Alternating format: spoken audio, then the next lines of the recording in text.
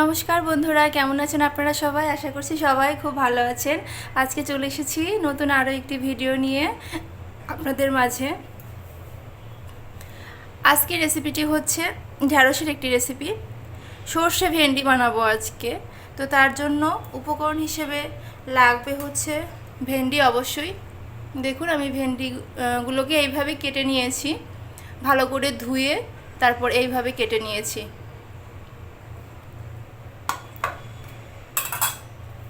তারপর লাগবে হচ্ছে সরিষা বাটা। আমি সরিষাকে পেস্ট করে রেখে দিয়েছি। আর বাকি উপকরণগুলো রান্নার ফাঁকে দেখিয়ে দিচ্ছি।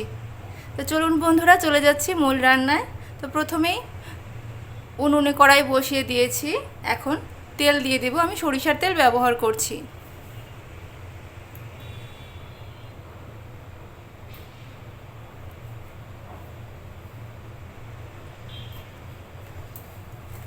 তেলটা দিয়ে দিয়েছি। এখন তেল ভালোভাবে একটু গরম হতে দিব। এই ফাঁকে ফোড়নটা রেডি করে নিচ্ছি।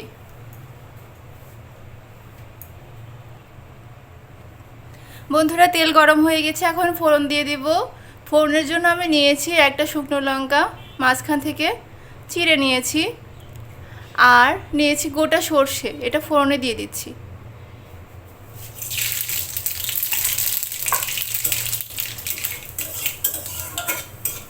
ফোড়নটা একটু ভেজে নিচ্ছি।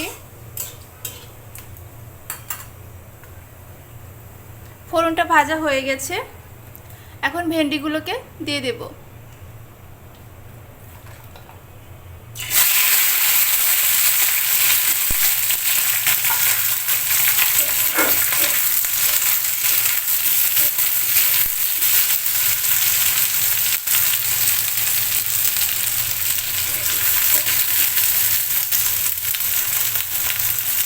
ভেন্ডিটাকে দিয়ে দিয়েছি। এখন একটু নেড়ে চেড়ে এটার মধ্যে আমি লবণ আর হলুদ দিয়ে দেব।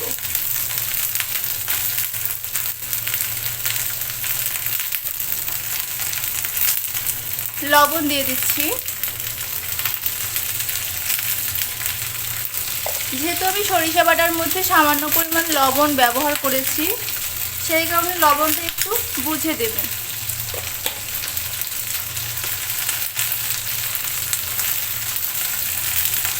এখন হলুদের গুঁড়া দিয়ে দেব।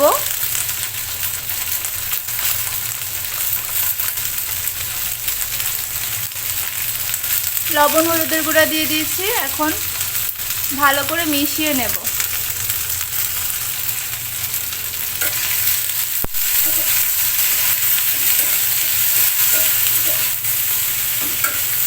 একটু নেড়ে চেড়ে ভেন্ডিটাকে ভাজা ভাজা করে নিচ্ছি।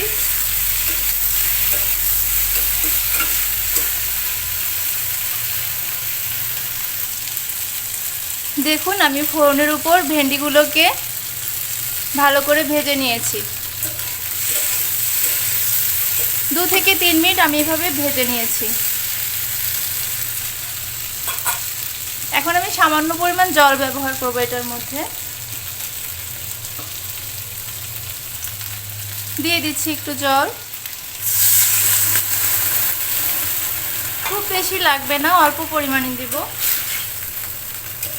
যেহেতু ভেন্ডিগুলোকে একটু ভেজে নিয়েছি, আর সামান্য একটু জল দিয়ে 2 মিনিট মতো ঢেকে রাখবো, একটু সিদ্ধ হতে দেব। ঢাকা দিয়ে দিলাম। ফিরে আসছি 2 মিনিট পর।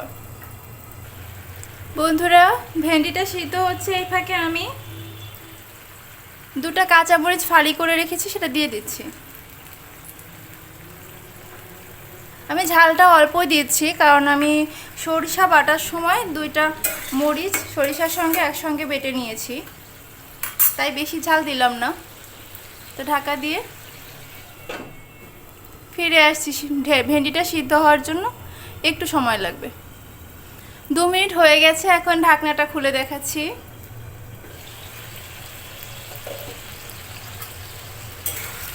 ঢাকনাটা সরিয়ে দিয়েছি। দেখছি ঢ্যাঁড়সগুলো সিদ্ধ হয়েছে কিনা।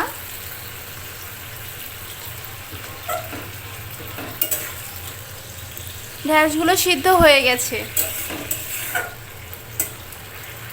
সিদ্ধ হয়ে গেছে এবং সামান্য পরিমাণ জল এতে রয়েও গেছে, দেখতেই পাচ্ছেন। এই পর্যায়ে আমি সরষে বাটাটা এটার মধ্যে দিয়ে দেব।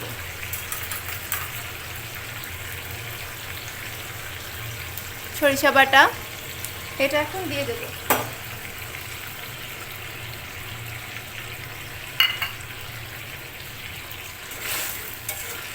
নেড়ে চেড়ে মিশিয়ে নিচ্ছি ভালো করে।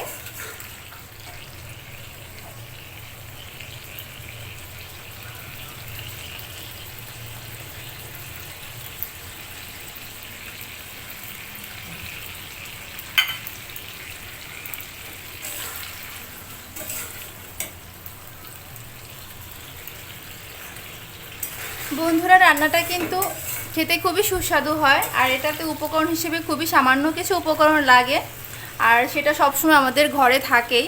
বাঙালি রান্নাঘরে এই সামান্য উপকরণগুলো সব সময়ের জন্যই থাকে, আলাদা কিছুর প্রয়োজন হয় না, কিন্তু রান্নাটা হয় খুবই সুস্বাদু। গরমের দিনে সবজি ভেন্ডি দিয়ে এইভাবে একবার রান্না করে খাবেন, দেখবেন খুব ভালো লাগবে, মুখের একদম রুচি চলে আসবে। আর রান্নাটা কেমন লাগলো আপনাদের সেটা অবশ্যই আমাকে জানাবেন কমেন্ট করে। ভিডিওটি যদি ভালো লাগে তাহলে আমার ভিডিওটিকে লাইক করবেন, আর যারা নতুন আছেন আমার চ্যানেলে অবশ্যই চ্যানেলটিকে সাবস্ক্রাইব করতে ভুলবেন না যেন। তো বন্ধুরা, হয়ে গেছে আমার ভেন্ডি, সরিষা দিয়ে ভেন্ডি রেসিপিটা, সর্ষে ভেন্ডি। এখন এটাকে নামিয়ে নেব, নামিয়ে নেওয়ার পর ফিরে আসছি আপনাদের কাছে। বন্ধুরা, নামিয়ে নিয়েছি, চলে এসেছি। তো আশা করছি সবার ভালো লাগবে আমার ভিডিওটি।